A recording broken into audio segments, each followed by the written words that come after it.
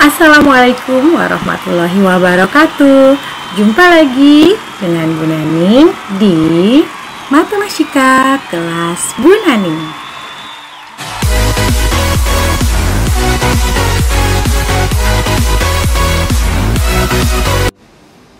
Materi kali ini yang akan kita bahas adalah mengenai persamaan kuadrat. Sebelum belajar lebih jauh tentang persamaan kuadrat, kalian harus mengenal terlebih dahulu bagaimana bentuk umum persamaan kuadrat. Bentuk umum persamaan kuadrat adalah ax kuadrat ditambah bx ditambah c sama dengan 0 dengan syarat a-nya tidak boleh 0. Nah, dari bentuk umum yang sudah diberikan di samping, sekarang coba kalian tentukan dari kelima bentuk aljabar berikut manakah yang merupakan persamaan kuadrat. Baiklah, kita lihat satu persatu ya. Pada bentuk yang pertama, 3x kuadrat dikurang 5x sama dengan 8. Nah, sekarang kita bandingkan dengan bentuk umumnya. Di sini bentuk umumnya adalah ax kuadrat plus bx plus c sama dengan 0. Ya, kalau begitu, sekarang kita cek apakah ini persamaan kuadrat atau bukan ya. Jika kita kurangi kedua ruas dengan 8, maka kita peroleh 3x kuadrat min 5x min 8 sama dengan 0. Nah, ini memenuhi bentuk umum dari persamaan kuadrat, sehingga persamaan yang pertama atau bentuk aljabar yang pertama merupakan persamaan kuadrat. Sekarang kita lihat bentuk yang kedua. X pangkat 3 ditambah 2x sama dengan 0. Ya, sedangkan di sini bentuk umumnya pangkat tertinggi dari variabelnya hanyalah berpangkat 2.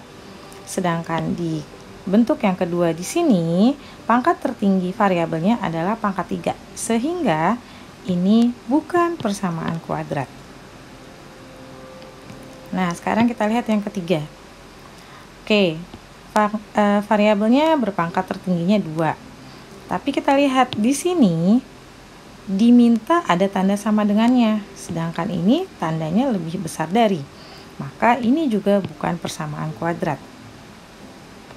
Sekarang kita cek di sini apakah bentuk yang keempat ini persamaan kuadrat atau bukan? Ya. Kita bandingkan ya, pangkat tertinggi variabelnya 2. Kemudian koefisien x-nya 0 di sini ya. Lalu c-nya sama dengan min 81 ya. Meskipun nilai b-nya sama dengan 0, itu masih diperbolehkan. Kenapa? Karena di sini syaratnya hanya a-nya yang tidak boleh 0. Sehingga bentuk yang keempat merupakan persamaan kuadrat. Nah, sekarang yang bentuk terakhir. 16x ditambah 8 sama dengan 0. Oke, sekarang kita bandingkan dengan bentuk umumnya. Ternyata pangkat tertinggi dari variabelnya di sini adalah berpangkat 1. Tidak sesuai dengan bentuk umum persamaan kuadrat. Sehingga bentuk kelima bukanlah persamaan kuadrat. Menentukan akar-akar dari persamaan kuadrat. Sebelumnya, untuk menentukan akar persamaan kuadrat itu ada beberapa cara. Yang pertama, kita dapat menggunakan faktorisasi, lalu yang kedua melengkapkan kuadrat sempurna, dan yang ketiga dapat digunakan rumus kuadrat atau rumus ABC.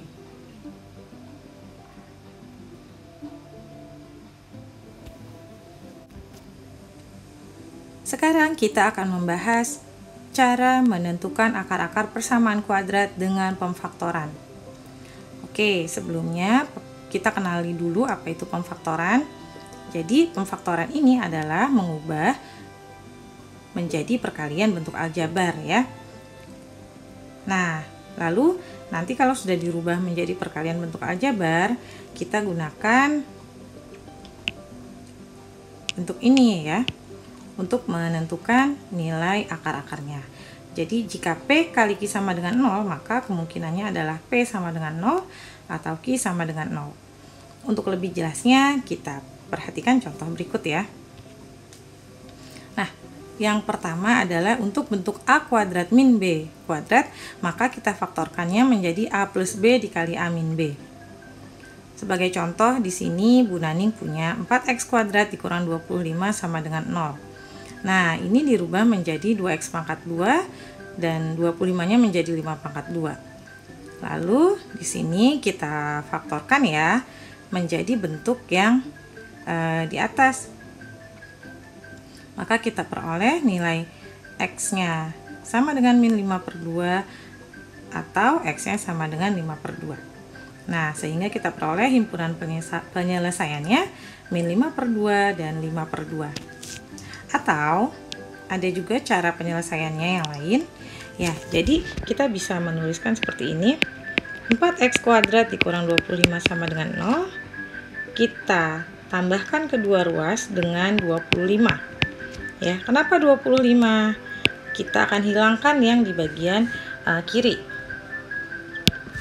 Lalu kita peroleh 4x kuadrat sama dengan 25. Nah, di sini x kuadrat sama dengan 25 per 4. Maka x-nya sama dengan plus minus akar dari 25 per 4 atau plus minus 5 per 2. Ya, kita bandingkan di sini sama ya.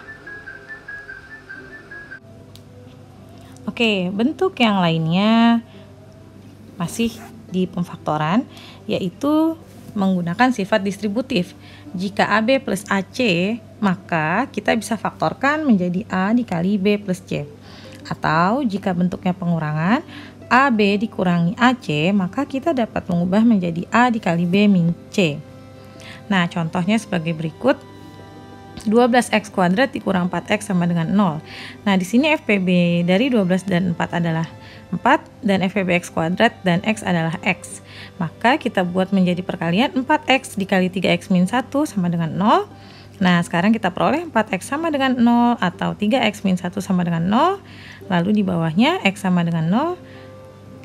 Dan di sini 3x min 1 sama dengan 0-nya kita buat menjadi ini ya, x sama dengan 1 per 3. Sehingga himpunan penyelesaiannya adalah x1 sama dengan 0 dan x2-nya 1 per 3. Selanjutnya adalah jika ada x kuadrat plus bx plus c, maka kita faktorkan menjadi x plus p dikali x plus q, di mana c sama dengan p kali q dan b sama dengan p plus q. Contoh, misalnya ada x kuadrat plus 6x dikurang 16 sama dengan 0. Kita tulis dulu a-nya sama dengan 1, b-nya sama dengan 6, lalu di sini c-nya sama dengan min 16. Nah, sekarang berarti di sini p dikali q sesuai yang ini, p dikali q-nya harus min 16. Dan jumlahnya harus 6 ya, sesuai nilai B-nya. Berarti sekarang kita buat dulu pemfaktoran dari min 16 itu, kemungkinannya adalah perkaliannya seperti yang Bu Naning tuliskan ini.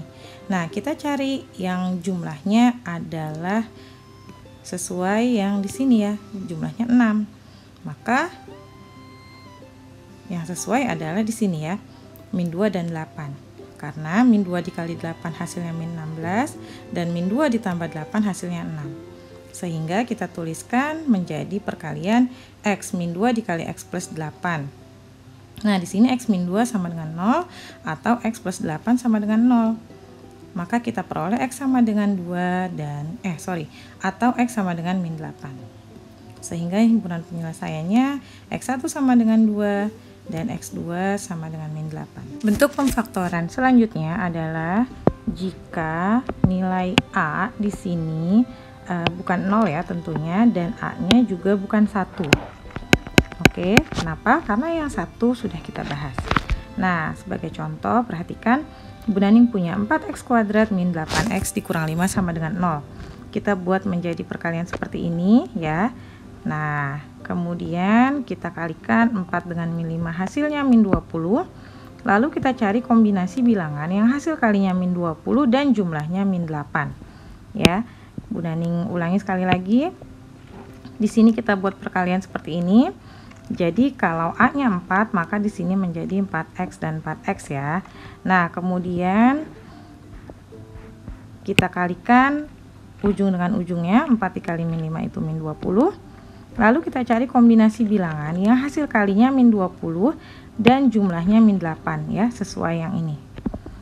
Sekarang kita cari kombinasinya. Min 20 itu kemungkinannya adalah yang Bu Naning tulis ini. Dan sekarang lihat hasil penjumlahannya. Yang memungkinkan adalah jika min 10 dan 2 bilangannya ya. Kenapa? Karena min 10 kali 2 itu hasilnya min 20 dan min 10 ditambah 2 itu hasilnya min 8. Sehingga di sini kita tulis min 10 dan plus 2. Oke. Nah, lalu sekarang kita buat menjadi pemfaktoran lagi ya dengan sifat distributif. Nah, sekarang kita bagi ya. Jadi 4x min 10-nya kita rubah menjadi 2 kali 2x min 5. Lalu 4x plus 2-nya kita rubah menjadi 2 dikali 2x plus 1. Kemudian 2 dikali 2 hasilnya 4, dibagi dengan 4, habis ya. Hasilnya 1 maksudnya. Kemudian sekarang kita buat pemfaktorannya lagi. 2x min 5 dikali 2x plus 1 sama dengan 0. Nah, kita peroleh x sama dengan 5 per 2 dan x sama dengan min setengah. Oke, sehingga himpunan penyelesaiannya adalah min setengah, 5 per 2. Selain dengan pemfaktoran, untuk menyelesaikan persamaan kuadrat, kita juga dapat menggunakan rumus kuadratik atau biasa dikenal dengan rumus ABC. Nah, di sini rumusnya adalah sebagai berikut. X12 sama dengan min B plus minus akar kuadrat dari B kuadrat dikurang 4 kali A kali C. Kemudian hasil seluruhnya ini dibagi dengan 2 kali A. Sebagai contoh, di sini Bu Naning punya persamaan kuadrat 2x kuadrat ditambah 6x dikurangi 3 sama dengan 0. Maka di sini kita tuliskan A-nya 2, B-nya 6, dan C-nya sama dengan min 3. Lalu kita masukkan ke dalam rumusnya, kita substitusikan. Min 6 plus minus akar dari 6 kuadrat dikurang 4 kali 2 kali min 3. Lalu hasilnya kita bagi dengan 2 kali A, yaitu 2 kali 2. Kita lakukan proses perhitungan di sini, maka kita peroleh menjadi min 6 plus minus akar 60 per 4. Nah, kemudian akar 60-nya kita sederhanakan.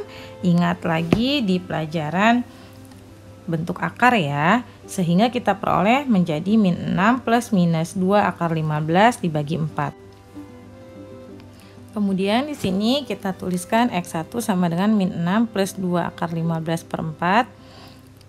Sama-sama kita bagi 2 sehingga menjadi min 3 plus akar 15 per 2. Kemudian di sini karena ada plus dan minus artinya ada dua proses ya. Ada penjumlahannya dan ada pengurangannya ya. Karena di sini ada ditambah dan dikurang. Sehingga himpunan penyelesaiannya adalah min 3 plus akar 15 per 2. Kemudian min 3 dikurangi akar 15. Kemudian hasilnya dibagi 2. Oke, ini dia cara penyelesaian dengan menggunakan rumus kuadrat. Demikianlah materi kali ini. Sampai jumpa di video berikutnya. Terima kasih sudah menyaksikan. Assalamualaikum warahmatullahi wabarakatuh.